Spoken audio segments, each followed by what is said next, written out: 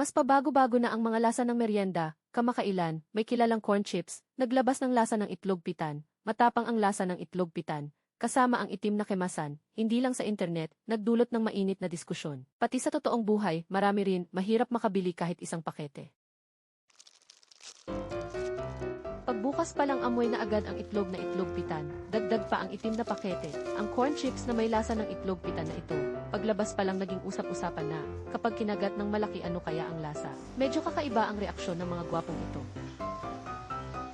Malakas talaga ang lasa ng itlog pitan, iba pang lasa halos pareho lang, lasa pa rin ng Doritos.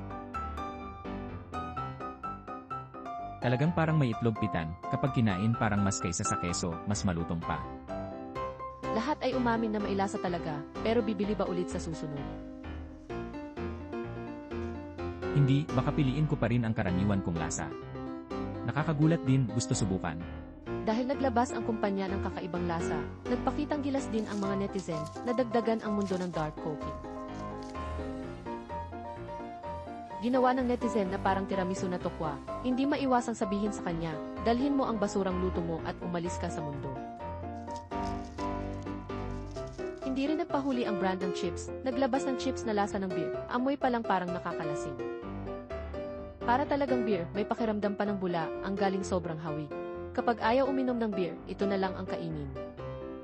May konting tamis ng beer, pagkatapos ng alat may pangalawang lasa ay matamis, kaya parang beer.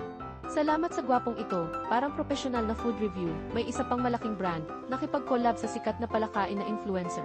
Chips na pritong maanghang na itlog pitan, pinag-usapan din online, ang dami ng lasa ng merienda. Ngayon kahit anong lasa, basta maisip mo meron. Gusto mo ba ang content namin? Mag-subscribe at i-follow na ang Liho TV.